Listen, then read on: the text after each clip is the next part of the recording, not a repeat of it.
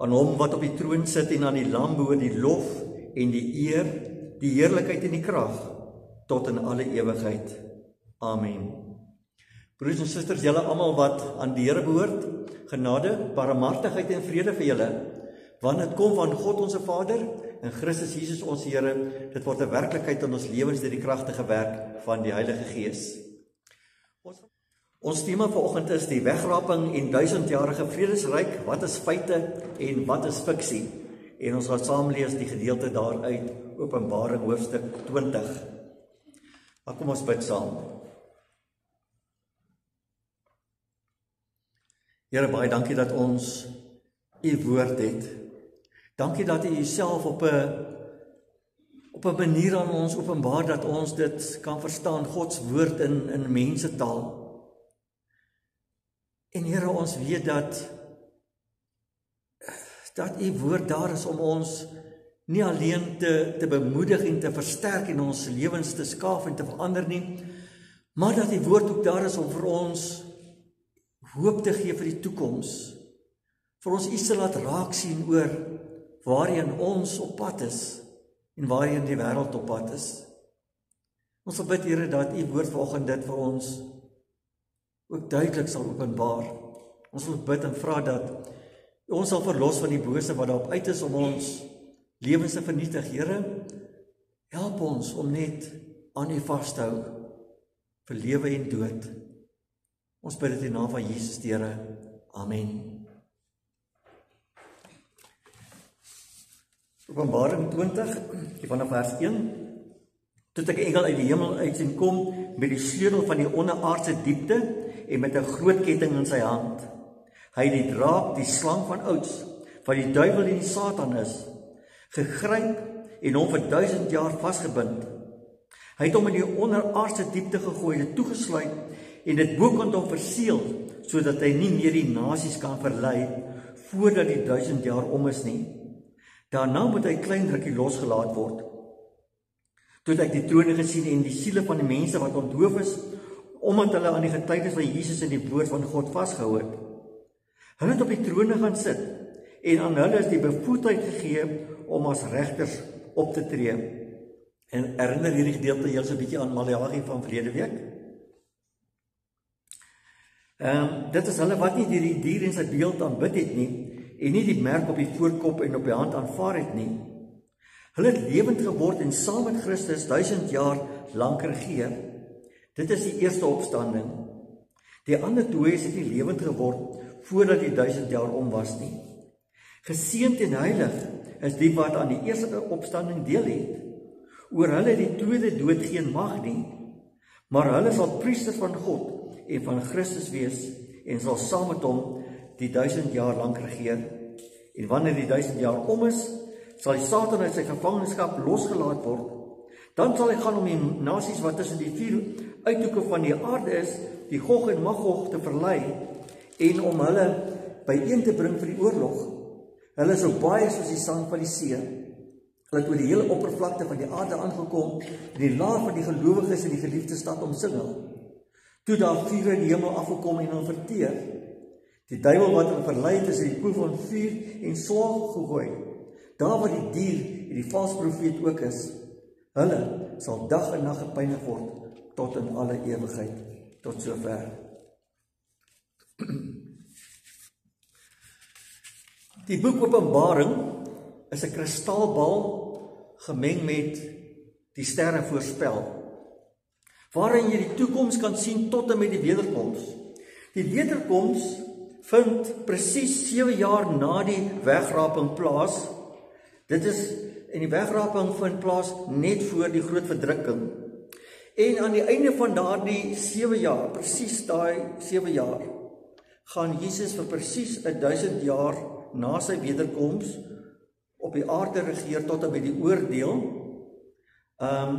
So ons kan presies die datum uitwerk wanneer die wederkoms gaan plaasvind. As ons nou net kan uitfigure wanneer die wegraping plaasvind, dan weet ons presies dag en datum wanneer Jesus nou weer kom. Hoe moeilik is dit om dit nou uit te werk? Net ek vir julle vergeet om vir julle te sê daar En dis 'n bietjie slegte nuus. Daar's ongelukkig net plek vir 144.000 mense in die hemel. Sorry vir jou, ek weet nie of jy plek het daar nie. Dis natuurlik al die valse gevolgtrekkinge waartoe mense kom, waar hulle tekste in die Bybel soek en verdraai om by hulle vooropgestelde opinies en fantasieë te pas. Dis wat ek nou vooraf vir julle gesê het. In plaas daarvan, om na die woord van God te gaan en te hoor, wat sê God vir ons uit sy woord oor hierdie dinge. En laat ek het sommer nou van die begin af sê, daar is nie iets soos die wegraping nie. Dis fantasie. Daar is ook nie 'n letterlike 1000 jaar waar Jesus op aarde gaan regeer nie. Hierdie dwaling van die wegraping, dink ek, het ontstaan uit mense se vrees oor die groot verdrukking wat gaan volg, en dan dis 'n manier om die groot verdrukking te ontsnap. En natuurlik, Hollywood het die hele ding van wegraping populêr gemaak met hulle reeks Left Behind. Ek weet nie of julle al daai reeks gesien het nie. En dit het die mense nog net meer mislei om te dink, dit is hoe dit regtig gaan wees. Dit staan so in die Bybel. En 'n groot deel van Amerika veral glo vas in die wegraping. Maar ek gaan nou vandag nie met julle al die detail behandel. Jy kan so 'n bietjie na daai prentjie wat ek vir julle afgedruk het na die tyd by die huis gaan kyk. Maar ek wil vir julle breë riglyne van die woord gee, sodat julle self kan sien en kan hoor wat God oor die eindtye sê, sodat ons op die ou ene daardeur getroos kan word. So die eerste punt wat ons vandag gaan vra is, wat is 'n apokalips? Apokalips, dit is Openbaring is 'n apokaliptiese geskrif. Nou die woord apokalips, as jy daaraan dink, dan die eerste prentjies wat by jou opkom is die flieks van Hollywood, nee, apokalips. En dan is hier 'n paar van hulle, nee, van die verwoesting van die aarde en wat hulle alles moet doen om die aarde te red. Dit kom van die Griekse woord apokalipsis, wat letterlik beteken openbaring, onthulling of ontbloting van iets wat verborge was. Nou, Openbaring is 'n apokaliptiese boek, tipe openbaringsliteratuur, waardeur God deur middel van visioene en beelde en kleure en getalle vir sy volk wys wat eintlik agter die skerms in die geskiedenis besig is om te gebeur, maar wat uiteindelik wys hoe dat God die oorwinnaar is. En daarom as jy Openbaring wil opsom, dan kan jy net sê, dit gaan daaroor, God is die oorwinnaar. En ons is saam met hom ook oorwinnaars. En in hierdie apokaliptiese beskrywings en beelde word daar visioene gebruik, kleure gebruik en getalle gebruik om dinge te simboliseer. Dit is nie werklike getalle nie. Die getalle wil vir jou iets sê. Byvoorbeeld die getal 7 wat daar voorkom, sê iets oor die volmaaktheid, die goddelike volheid. Die getal 12 praat van die volk van God. As hy praat van die 12 stamme byvoorbeeld, dan bedoel hy nie net letterlik dat daar gaan 12 stamme daar wees nie. Dit praat van die hele volk van God. 10 is 'n getal van volledigheid. As jy 10 maal 10 maal 10, dan kom jy by 1000 uit. 4 wys oor die wêreldwye omvang, die 4 hoeke van die aarde. Die dier is die aardse mag of ryk, en die see is die chaos en die kwaad. So jy kan sien dat ons geweldig klomp beeldspraak, beelde wat simbolies gebruik word in Openbaring om vir ons iets te openbaar van waarmee God besig is. Maar die ding wat julle eerstens moet onthou, is dat Openbaring geskryf is vir die mense van daardie tyd. Wanneer Johannes hierdie openbaringe en visioene sien, dan gee God dit vir hom om die mense wat in sy tyd geleef het, te kan troos en te bemoedig en versterk. Maar dis ook relevant vir ons, want ook ons leef in die laaste dae. Die laaste dae tussen Jesus se eerste koms, toe hy na aarde gekom het, en met sy wederkoms, dit is die laaste dae waarin ons lewe. So die tweede punt wat ek vir julle op vestig is, ek wil vir julle eintlik vandag net 2 sieninge oor die millennium gee, daar's meer as dit. Maar ek wil net 2 vir julle uitlig. Die eerste ene is die een wat ons as gereformeerdes glo, wat ons noem amillennialisme, of ons is die amillennialiste. Nou A beteken geen, en millennium, 1000 jaar. So, wat amillennialisme sê is, daar is geen letterlike 1000 jaar nie. Dit is alles simbolies. Daar's net een koms van Jesus na die aarde toe hy gekom het, en daar's net een wederkoms, wanneer op die wolke kom as regter om te oordeel. En die 1000-jarige vrederyk is simbolies, dit is die tyd tussen Jesus se koms en sy tweede koms, sy wederkoms. En hierdie tyd word algemeen bekend as die tyd van die kerk. Augustinus het hierdie tydperk so gekenmerk, die tyd van die kerk. Nou, in hierdie tyd waarom ons nou is, leef ons in die tyd van die 1000 jaar. Simboliese 1000 jaar waar Christus vanuit die hemel regeer oor ons as gelowiges op aarde vir die tyd tot en met wanneer hy weer kom, die simboliese 1000 jaar. En in hierdie 1000 jaar is die Satan gebind sodat hy nie die gelowiges kan verlei nie. Dis 'n wonderlike gedeelte. Paulus bevestig dit in Tessalonisense dat die Satan gebind is om nie die gelowiges in hierdie tyd te kan verlei nie. So amillennialisme liste van 'n gereformeerde oogpunt. Dan is daar die pre-millennialiste. Pre beteken voor, millennium, 1000 jaar. Dit is die siening wat meestal deur die charismatiese kerke gehandhaaf word. Met ander woorde, pre beteken die voor die 1000 jaar. Pre voor die millennium gaan Jesus se wederkoms plaasvind met die geheime wegraping en dan die verdrukking, en dan kom hy met die gelowiges vanuit die wat nou weggeraap is na die hemel toe, kom hy weer terug aarde toe, en dan gaan hy letterlik vir 1000 jaar op aarde vanuit Jerusalem regeer. So, voor die groot verdrukking van die geheime wegraping plaas, wat die gelowiges letterlik vir 7 jaar na die hemel toe wegruk, en na daai 7 jaar kom Jesus saam met die gelowiges terug om letterlik vir 1000 jaar op aarde te regeer. Dit is die charismatiese siening van wegraping. Dit bring my by die volgende punt. Wegraping, feit of fiksie? Feit of fiksie? Die woord vir wegraping is harpazo, en die grondbetekenis is om met krag te gryp, te ruk, te neem of skielik weg te vat. Dis waarvan die Engelse woord ook rapture kom. Die Engelse praat van die rapture. Nou waar kom dit vandaan? Waar kom dan hierdie woord om dit te gebruik oor die wegraping? Nou ek gaan net vir julle 2 skrifgedeeltes gee wat hulle onder andere gebruik. Die een is 1 Tessalonisense 4 vers 17 waar hierdie Griekse woord gebruik word. Dit lei so: allereers sal die wat in Christus gesterf het uit die dood opstaan, daarna sal ons wat nog lewe saam met hulle op die wolke weggevoer word. Harpazo, weggevoer word, die lug in, die Here tegemoet, en so sal ons altyd by die Here wees. En op grond van hierdie teksgedeelte het die hele benaming wegraping, rapture, ontstaan. So hulle steun op 1 Tessalonisense 4:17, en die ander baie bekende gedeelte waarop hulle steun is Matteus 24 vanaf vers 39 tot 41. Net so sal dit gaan by die koms van die seun van die mens. Dan sal 2 mense op die land werk, die een sal saamgeneem en die ander een agtergelaat word. 2 vroue sal by die meelkoring maal, die een sal saamgeneem, die ander een sal agtergelaat word. Nou, wanneer mense dit net so luister, dan dink 'n mens, okay, right, het hulle nie 'n punt weet nie.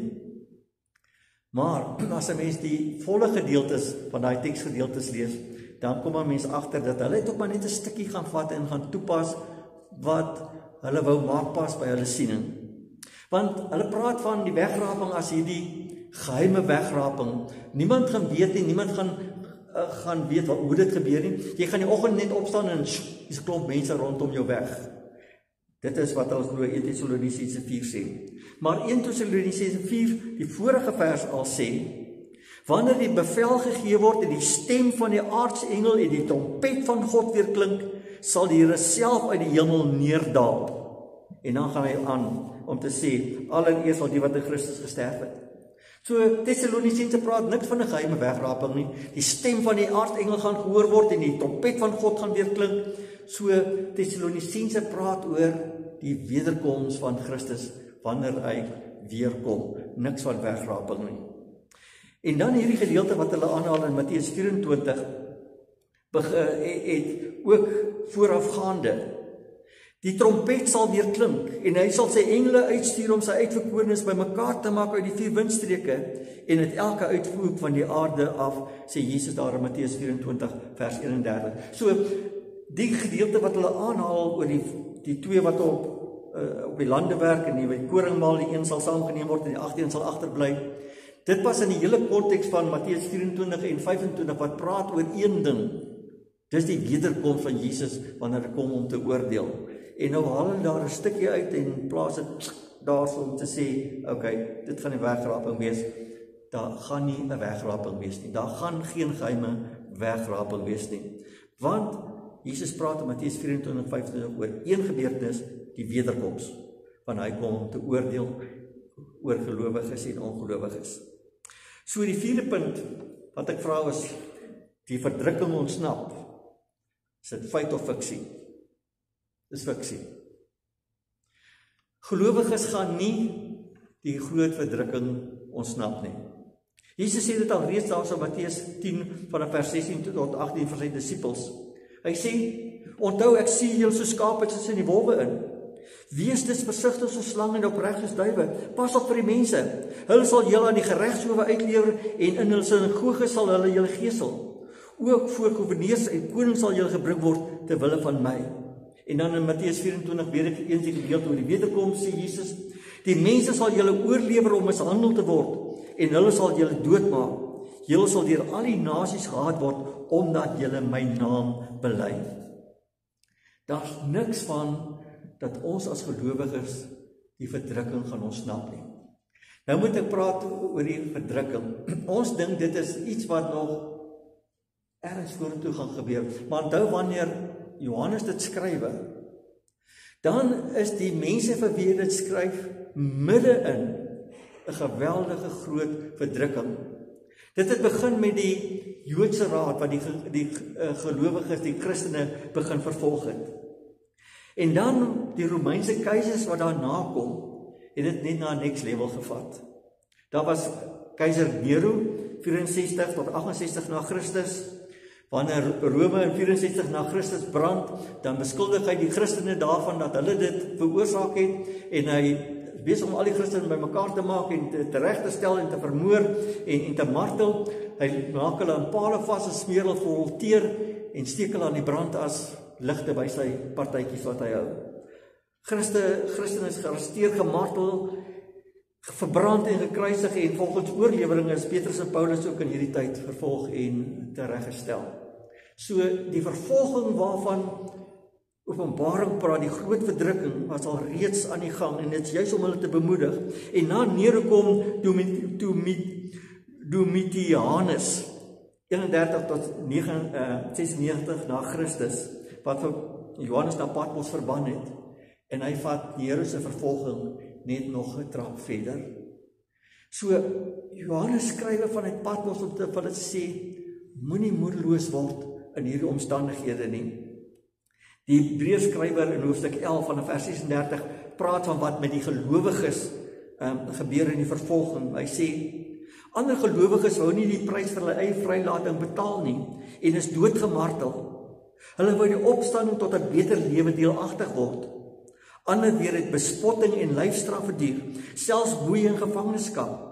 Gelowiges is by klippe dood gegooi, in stukke gesaag, met swaard vermoor. Hulle het rondgeswerf in skaapvelle en in bokvelle. Hulle het gebrek gelei, is verdruk en mishandel. Die wêreld was hulle nie werd nie. Hulle het rondgeswerf in woestyne en in berge en het 'n grot in die gate in die grond gelewe. En daardie verdrukking waarvan die Bybel praat, was vir daardie tyd, maar onthou ons leef in die eindtye. En elkeen van ons tydspakke waarin ons lewe, bring sy eie vervolging en verdrukking. En dit is besig om toe te neem. Die van julle wat so 'n bietjie die nuus volg, weet hoe geweldig die vervolging van die Christene veral in Afrika is. Dat kerke aangeval word, die Christene voor die voet doodgeskiet word en die wêreld swyg daaroor. Daar word meer Christene in Afrika in hierdie tyd doodgemaak as wat daar met hierdie Israel-Gaza oorlog gedoen is. En die wêreld swyg daaroor. En ons begin dit ervaar ook dat selfs in Suid-Afrika begin wette na vore kom om te sê, luister, die kerke moet registreer, die domes moet registreer, sodat hulle gemonitor kan word deur die regering. Dit lê op die oomblik as 'n konsep vir die wetgewers. So, jy ervaar dit ook wanneer jy in jou omgewing, in jou werksplek of in die samelewing, wanneer jy jou getuienis oor Christus wil laat hoor, dat jy soort van uitgeskei word, dat mense jou skeef aankyk en sê, ons praat nie oor nie. Dit is daardie druk om al hoe meer en meer, dat jy nie mag staan op dit wat jy glo en sê as gelowige nie. Die Mohammedane, Islam kan sê net wat hulle wil en niemand gaan iets sê nie. Hulle kan sê wat hulle glo en in die winkels word al hulle publieke vakansie daar uiteengesit, maar die gelowiges word al hoe meer, die Christene word al hoe meer verdruk. So, jy moet weet, ons as gelowiges gaan nie enige swaar kry of verdrukking vryspring nie, maar dit gaan ons nie onderkry nie. Dit gaan ons nie laat handdoeke gooi nie, want ons gaan dit oorwin in die krag van God. Op die ouend gaan ons sê, weet jy wat, dit was die moeite werd. Jesus sê Matteus 24:13, wie tot die einde volhard sal gered word. En dan sien Johannes hier in Openbaring 21 vers 21 dat God sê, elkeen wat die oorwinning behaal, sal ek saam met my op die troon laat sit, net soos ek ook die oorwinning behaal het en saam met my Vader op die troon gaan sit het. Hy sê, jy moet weet, as jy vasbyt tot die einde toe, as jy nie jou geloof prys gee nie, deur hierdie verdrukkings waardeur jy gaan saam met Jesus op die troon sit en regeer. En daarom hierdie klompie van Hebreërs 11, wat hierdie beproewings gegaan in vers 39 sê, en hoewel daar oor hulle almal van wie hulle geloof met soveel lof getuig is, het hulle nie verkry wat beloof is nie, omdat God vir ons iets beters beoog het, sodat hulle sonder ons die volleinding sou bereik nie. Hulle het verder gekyk as die hier en nou, verder gekyk as die swaar kry beproewinge, want geweet waarheen hulle op pad is, en wat volharding vir hulle in die sak gaan bring. En nou kom die Bybel en hy sê, God laat ons nie alleen in die swaar kry en verdrukkings nie, want sy liefde dra ons. Romeine 8 vanaf vers 35, wie kan ons van die liefde van Christus skei? Lyding, of benoudheid, of vervolging, honger, of naaktheid, gevaar of swaard? Daar staan immers geskrywe, dit is oor u, dat die dood ons dag vir dag bedreig, dat ons as slagskape behandel word. Maar in al hierdie dinge is ons meer as oorwinnaars deur hom wat ons liefhet. Ons gaan nie alleen deur swaar kry van hierdie lewe, deur verdrukking van hierdie lewe nie. Meer as oorwinnaars deur hom wat ons liefhet. En weet julle wat? Dat God kom op die ou en sê dat hy selfs hierdie swaar kry verdrukking tot ons voordeel gebruik.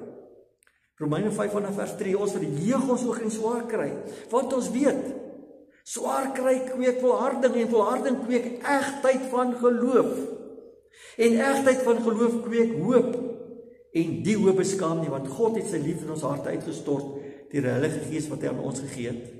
En dan kom Petrus en hy skryf in 1 Petrus 1 vanaf vers 6, as hy sê, praat hy oor swaar kry, verheug julle hieroor, selfs al is dit nodig dat julle kort tydjie bedroef gemaak word deur allerlei beproewings, sodat die egtheid van julle geloof getoets kan word.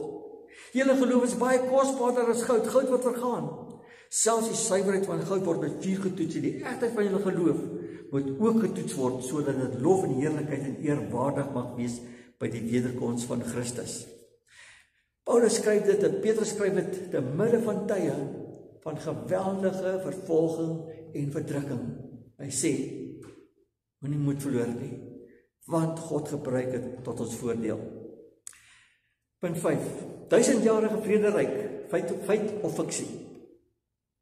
Letterlike 1000 jaar, fiksie. Want hoekom word die 1000 jaar letterlik daar gebruik en al die ander getalle simbolies? Hoe kies jy, watter wil jy letterlik gebruik en watter wil jy simbolies gebruik? 144.000? Ok, nee, dit kan nie so wees nie. Dit moet simbolies wees. Ja, dit is simbolies. 1000? Letterlik? Nee, dit is ook simbolies. Want die getalle in Openbaring word gebruik simbolies. Dit is wat Johannes sien, Openbaring 20 vers 1 tot 3, wat ons gelees het, toe die engel uit die hemel uitsien kom met die sleutel van die onderaardse diepte, met 'n groot ketting in sy hand, hy die draak, die slang van ouds wat die duiwel, die Satan is, gegryp en hom vir 1000 jaar vasgebind. Hy het hom in die onderaardse diepte gegooi, dit toegesluit en dit boek het hom verseël, sodat hy nie meer die nasies kan verlei voordat die 1000 jaar om is nie, en daarna is hy met 'n klein rukkie losgelaat. Letterlike 1000 jaar wat na die verdrukking Jesus op aarde saam met die gelowiges uit die hemel gaan kom en hier kom regeer vanuit Jerusalem, fiksie. Dis nie wat Openbaring sê nie. Die feit is dat Jesus met sy koms na die aarde, toe hy die eerste keer aarde gekom het as mens, het hy alreeds sy koninkryk op aarde kom vestig. Koninkryk beteken dat Jesus alreeds as koning kom regeer het. Daar in Lukas 17 vanaf vers 20 lees ons toe Jesus op 'n keer deur die Fariseërs gevra is wanneer die koninkryk van God kom, het hulle geantwoord: die koninkryk van God kom nie met duidelike waarneembare tekens nie. Mense sal nie sê kyk hier of kyk hier is dit of daar is dit nie, want kyk, die koninkryk van God is in julle midde. Die heerskappy van Christus is reeds teenwoordig in julle midde. Dan Markus 1 vers 15 en Jesus gesê: die tyd het aangebreek en die koninkryk van God het naby gekom. Bekeer julle en glo die evangelie. Hy sê julle hoef nie te soek nie. Hier is ek, die koning wat oor ons as gelowiges regeer. En Jesus bevestig sy koningsheerskappy dat hy die mag en die heerskappy van die Satan kom verbreek. Die Satan is die heerser van hierdie wêreld, so beskryf Jesus homself. En Jesus het met sy koms na die aarde die mag en heerskappy van die Satan kom verbreek deur sy kruisdood en opstanding. Matteus 12:28 sê Jesus vir die Fariseërs: aangesien ek deur die Gees van God die bose geeste uitdryf, het die koninkryk van God inderdaad by julle gekom. Hy sê deurdat ek gewys het dat ek mag het oor die Satan en die bose magte, dat hulle mag gebreek is, het julle gesien dat die koninkryk van God inderdaad reeds werksaam is en God se gesag geld. Dan in Lukas 10 vers 17 tot 18, wanneer Jesus die 72 uitgestuur het, dan kom hulle vol blydskap terug en sê: Here, selfs die bose geeste onderwerp hulle aan ons by die hoor van die naam. Toe sê hy vir hulle: ek het die Satan soos 'n weerligstraal uit die hemel sien val. Sy mag is gebreek, hy's geground. En nou kom Paulus en beskryf dit so in Kolossense 2 vanaf vers 15 in die boodskapvertaling. Hy sê: dit kan ook nog op 'n ander manier gestel word. Jesus het die vyandige geestelike magte en kragte totaal verslaan. Hy het behoorlik bo oor hulle geloop. Hierdie geestelike magte kan nou net magteloos in kettinge voortstrompel, terwyl Jesus as die groot wenner vooruitstap. In hierdie optog word Jesus se oorwinning aan die kruis feestelik gevier. Dis daar vir almal om te sien. En net voordat het hy in Kolossense 1 vers 13 het Paulus geskrywe: God het ons uit die mag van die duisternis weggeruk en ons onder die heerskappy gestel van sy seun wat hy liefhet. Hy sê die heerskappy, die mag van die Satan oor ons, dit is verby. God het ons letterlik daar kom uitdruk, wegruk en onder die koningsheerskappy van sy seun omstel wat ons nou regeer. En daarom skryf hy Johannes in 1 Johannes 3 vers 8, hy sê: die seun van God het juis gekom om die werke van die duiwel tot nul te maak. 1 Johannes 5:18. Ons weet dat iemand wat uit God gebore is, nie meer sondig nie, maar die seun van God bewaar hom en die duiwel kry geen houvas op hom nie. Jesus regeer, nie die Satan nie. Hy regeer alreeds in hierdie tyd tussen die eerste koms en die wederkoms, simboliese 1000 jaar waar vir ons vanuit die hemel regeer. Die kern van frase daarso in Openbaring 1:28 van vers 1 en 2 was, dat die Satan nie meer die nasies sou kon verlei nie. Nou, wat dit vir ons sê is dat die binding van die Satan nie absoluut is nie. Hy is gebind met 'n spesifieke doel en beperkte omvang. Die Satan kan nie meer keer dat die evangelie na al die nasies versprei nie. Onthou julle die Ou Testament, as die evangelie primêr aan die Jode gebring, en mense wat uit ander volke tot bekering gekom het, is toegevoeg tot die volk van God. Dit was die klein gedeeltetjie wat oor wie God letterlik geheers het deur sy woord, deur sy gees, deur die wet, deur die profete en dan deur letterlike konings. Maar hy sê, na Jesus se koms en opstanding uit die doodheid, die evangelie na al die mense in die wêreld begin deurgaan, en die Satan is gebind dat hy dit nie kan keer nie.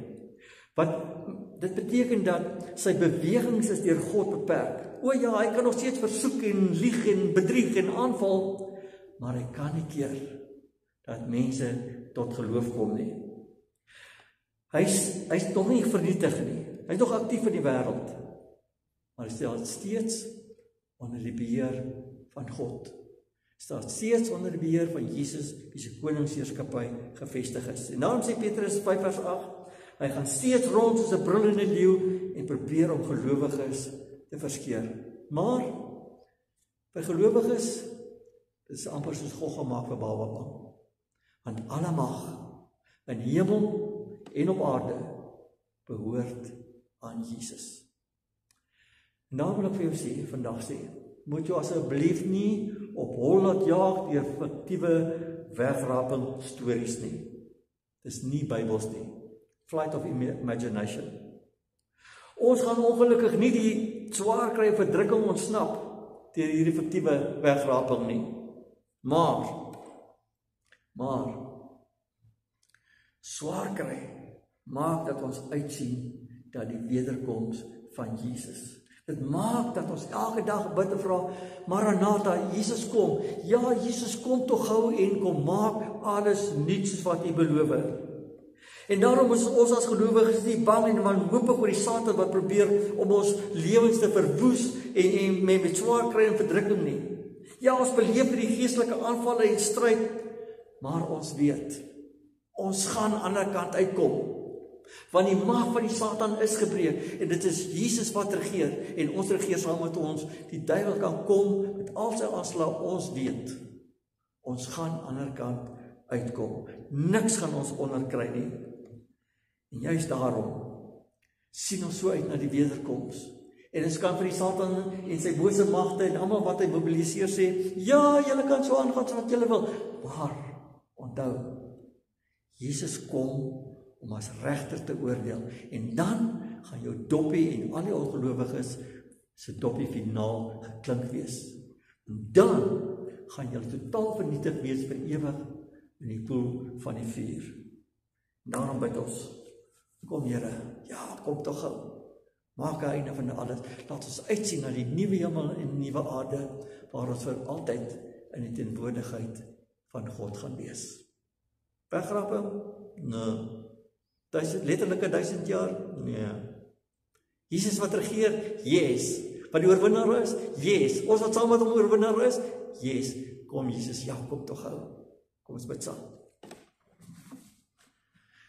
Here, baie dankie dat ons met verwagting kan uitsien dat Jesus weer op die wolke sal kom, dat ons sonder vrees, maar met vreugde daarna kan uitsien. Here, ons beleef elke dag swaar kry en verdrukking van die Satan se kant, sy bose magte, van mense wat onder sy beheer is en ons lewens probeer vernietig en versuur. Maar dankie dat ons kan weet dat ons nie sal ondergaan nie. Dankie dat ons weet dat U ons staande sal hou. Dankie dat ons weet dat ons op die ouene sal oorwin deur U krag, omdat U al reeds oorwin het. Here, help ons om met hierdie uitsig, met nuwe hoop na die toekoms te kyk, met vreugde en met blydskap. Al slaan die golwe rondom ons en dit voel of ons vergaan, dat ons weet niks, net mooi niks, sal ons uit U hande ruk nie. niks sal maak dat U vir ons minder lief het of minder beskerm nie. Dankie daarvoor. In die naam van Jesus. Amen. Gemeente, ontvang die seën van die Here en gaan ook huis toe in sy vrede. Want die Here sal julle seën en julle beskerm. Die Here sal tot julle redding verskyn en julle genadig wees. Die Here sal julle gebede verhoor en aan julle vrede gee. Amen.